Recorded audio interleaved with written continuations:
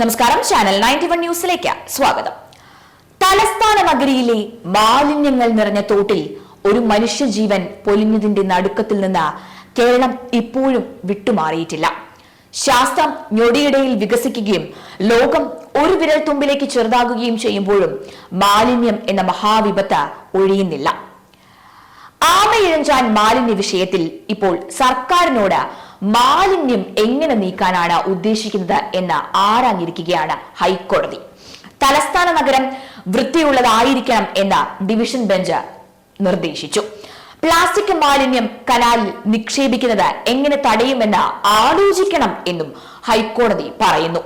നഗരത്തിലെ മാലിന്യ പ്രശ്നത്തിൽ സർക്കാർ സ്വീകരിക്കുന്ന നടപടികൾ ഓരോന്നായി പരിശോധിക്കും എന്നും തദ്ദേശ സെക്രട്ടറിയോട് കോടതി പറഞ്ഞു. മാലിന്യം വലിച്ചെറിയുന്നവർക്കെതിരെ പിഴ അടക്കമുള്ള ശക്തമായ നടപടികൾ സ്വീകരിക്കുമെന്ന് സർക്കാർ കോടതിയിൽ വ്യക്തമാക്കി. ആമയിഴഞ്ചാൻ തോട് പൂർണ്ണമായും ക്ലീൻ ചെയ്യുന്നതിനുള്ള പദ്ധതി ഇറിഗേഷൻ ഡിപ്പാർട്ട്മെന്റ് തയ്യാറാക്കി വരികയാണ് എന്നും അക്കാര്യം റെയിൽവേയുമായി സംസാരിച്ചിട്ടുണ്ട് എന്നും പറഞ്ഞു. യന്ത്രസഹായത്തോടെ അവരുടെ ഭാഗത്തെ മാലിന്യം നീക്കാൻ കഴിയുകയുള്ളൂ. അതിനായുള്ള ഔദ്യോഗിക നടപടികൾ തുടങ്ങിയിട്ടുണ്ട്. ഓഗസ്റ്റ് അവസാനത്തോടെ റെയിൽവേയുടെ ഭാഗത്തെയും ആമയിഴഞ്ചാൻ തോട് മൊത്തമായും ക്ലീൻ ആക്കും എന്ന് തദ്ദേശ സെക്രട്ടറി ഉറപ്പ് പറഞ്ഞിരിക്കുകയാണ്. എന്നാൽ ഉറപ്പ് രേഖാമൂലം വേണം എന്ന് കോടതി ആവശ്യപ്പെടുകയും ചെയ്തു. മാലിന്യം വലിച്ചെറിയുന്നവർക്കെതിരെ പ്രോസിക്യൂഷൻ നടപടി വേണമെന്നും കോടതി പറഞ്ഞു. വാഹനം അടക്കമുള്ളവ പിടിച്ചെടുക്കുക തന്നെ ചെയ്യണം. ആരുടെ മേലും പഴിചാരുകയല്ല, മറിച്ച് കാര്യങ്ങൾ നടന്നേ മതിയാകൂ എന്നും കോടതി പറഞ്ഞു. കനാലിലേക്ക് മാലിന്യം വരുന്നതിന്റെ ഉറവിടം കണ്ടെത്തുക തന്നെ ചെയ്യണം. ആമയിഴഞ്ചാൻ ക്ലീൻ ആക്കാനുള്ള നടപടികൾ സർക്കാർ സമയബന്ധിതമായി പൂർത്തിയാക്കണം. കേരളത്തിന്റെ തലസ്ഥാന നഗരത്തിലാണ് ഇത് എന്ന് നിങ്ങൾ ഓർക്കുക. ഈ ജോലികൾക്ക് തുടർച്ചയും വേണം. നടപടികൾ നിരന്തരം നിരീക്ഷിക്കും എന്നും ഹൈക്കോടതി ആവർത്തിച്ച് വ്യക്തമാക്കി.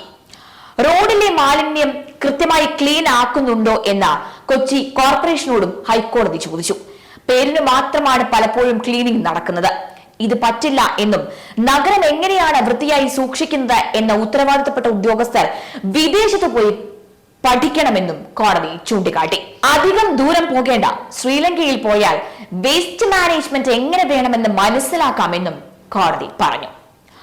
ഹരിതാഭയും പച്ചപ്പും ഒക്കെ നിറഞ്ഞു നിന്നിരുന്ന കേരളം ഇന്ന് സ്വപ്നങ്ങളിൽ മാത്രമായി ഒതുങ്ങിയിരിക്കുകയാണ്. ജലാശയങ്ങളാലും വന സമ്പത്ത് കൊണ്ടും സമ്പന്നമായിരുന്ന നമ്മുടെ കേരളത്തിൽ ആ രണ്ട് സുന്ദര ഭൂമികളും ഇന്ന് മാലിന്യങ്ങളാൽ നിറയുകയാണ്. എത്രയെല്ലാം മാലിന്യ സംസ്കരണ പദ്ധതികൾ കൊണ്ടുവന്നാലും ജനങ്ങൾ മാലിന്യം തള്ളാനുള്ളതല്ല എന്നും സംസ്കരിക്കാനുള്ളത് ആണെന്നും ഉള്ള പാഠം ഇതുവരെയും പഠിച്ചിട്ടില്ല.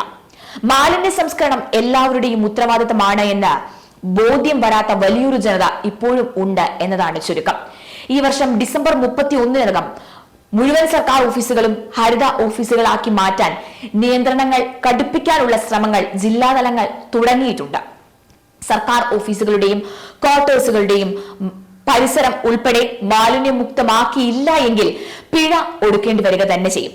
അടുത്ത വർഷം മാർച്ച് 31-നകം സംസ്ഥാനം മാലിന്യമുക്തമാക്കാൻ സംസ്ഥാന സർക്കാരിനൊപ്പം എല്ലാ സ്ഥാപനങ്ങളും പങ്കാളികളാകണമെന്ന് ഹരിത കേരളം മിഷൻ കർശന നിർദ്ദേശമൊക്കെ നൽകിയിട്ടുണ്ട്.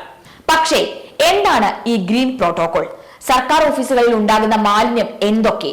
സർക്കാർ ഓഫീസുകൾ എങ്ങനെ മാലിന്യം മുക്തമാക്കാം എന്നീ ചോദ്യങ്ങളുടെ ഉത്തരങ്ങൾ ഇനിയും സർക്കാർ ജീവനക്കാർക്കും ഉന്നത വിദ്യാഭ്യാസ യോഗ്യതയുള്ളവർക്കും പിടികിട്ടിയിട്ടില്ല എന്നത് ഒരു വസ്തുത തന്നെയായി നിൽക്കുകയാണ്.